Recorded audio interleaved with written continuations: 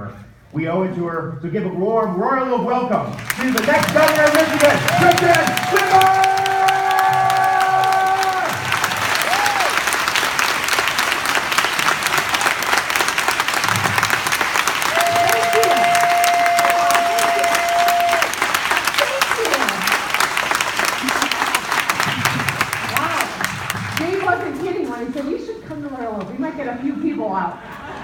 This is phenomenal. I am so excited to be here.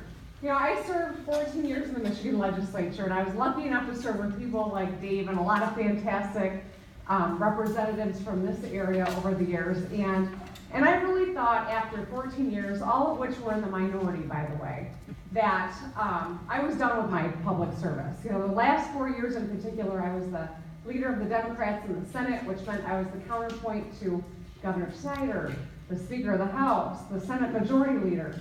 And I really, when I left, thought, you know, I've done my public service. I'm going to go back to private life in the private sector, and I'll always be a good Democrat and support Democrats who are running, who are progressive, who are going to fight for the people of this state.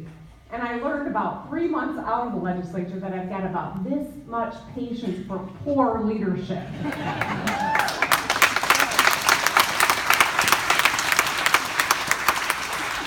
And I'll tell you, I was practicing law and I was teaching at the University of Michigan, and it was kind of the culmination of three things that just lit the fire under me so early. And it was the scandal that was happening in our House of Representatives that was putting us on national news looking like buffoons.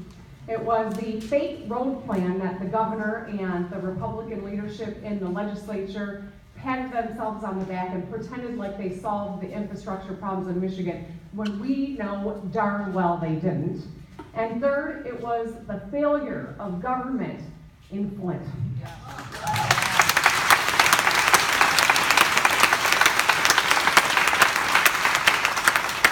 Because here's what we know. Here's what I know. I love the state of Michigan. I am proud to have spent my whole life in Michigan, to be raising my daughters here in Michigan. And by God, we deserve better than what we're getting from our leaders in Lansing.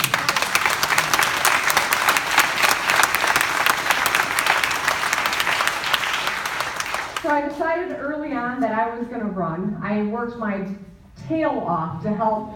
I mean, you can tell I'm going with a different word. Worked my tail off to get Democrats elected in 2016, and it was a tough year, there's no question. But on November 9th, after I dusted myself off, after the result of the national election, like so many of you in this room, I started really thinking, we got to get active now. We cannot fight, we cannot ramp up. We got to get in this thing so that we can win. We've got to rebuild the Democratic Party in the state of Michigan so that we can rebuild the state of Michigan. Right. And that starts with learning the lessons of 2016. Now, one of the most encouraging things that happened was, before that second week of November was done, a woman sent me a check for $20.18 in hopes that I would run in 2018. I loved it too, but I had to send it back because I do follow the law.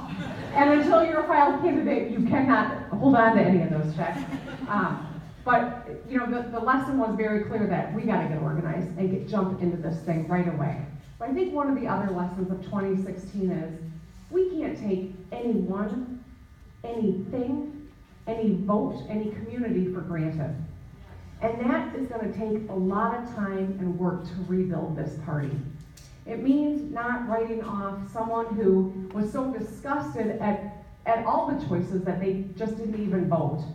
It means engaging with people who voted for Bernie as well as people who voted for Hillary, and really building a platform that reflects what we all want and need to see from our government. It means not assuming that a labor endorsement means every member of that organization is going to vote for us. And it means not assuming that everyone in a big city or everyone of a particular community, every woman, it means making no assumptions and engaging with everyone. Now, when I spoke at the Women's March in Lansing, it was one of my messages was, we got to seek to understand. You know, Michigan didn't turn from a state that supported Barack Obama 2 times to one that embraces the ugly rhetoric that got Donald Trump elected. I think that those voters felt like no one was really thinking about them, or engaging with them, or caring about them. So that's on us to organize this effort. They say, yes.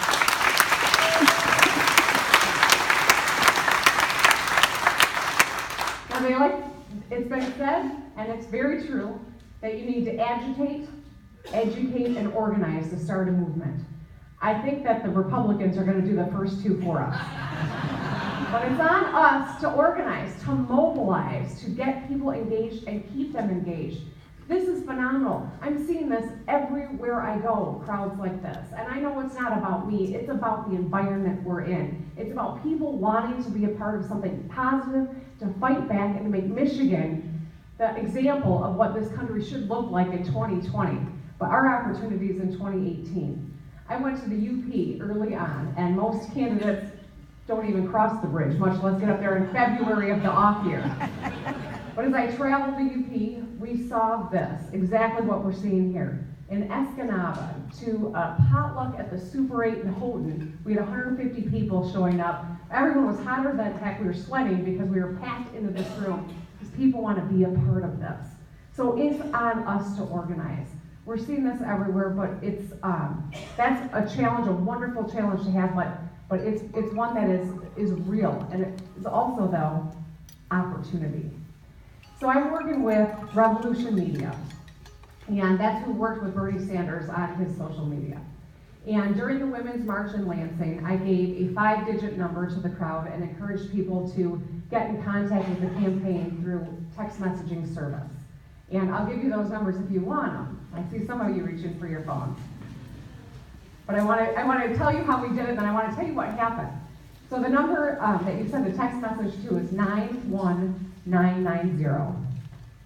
And if you just text the 2 letters MI for Michigan, you'll get connected with the campaign. And I'm curious, how many of you got a text message today about this event? Okay, a handful. That's great. 7,000 people signed up for text messaging that day when I gave that number.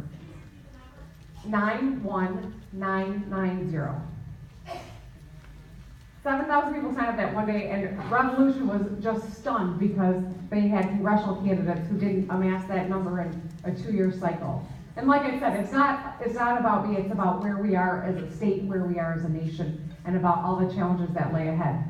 So it's on us, but it's on us to develop a platform that reflects what the people in this state want and need to see from their government.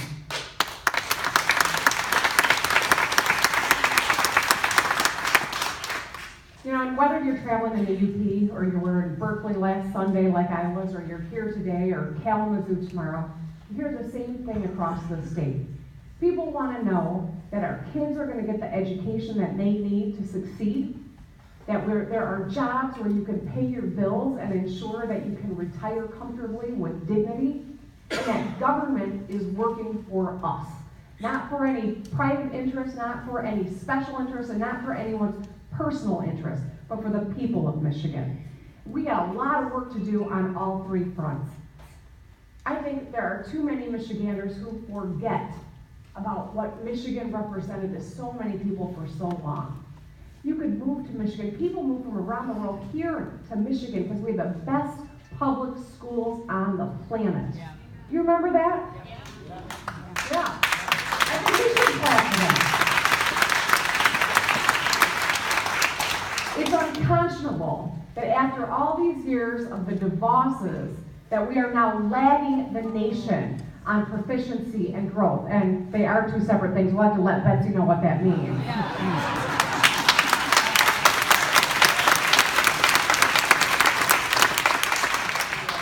You know, I remember listening, my grandmother was a public school teacher in Waterford schools. My grandfather was superintendent of Pontiac.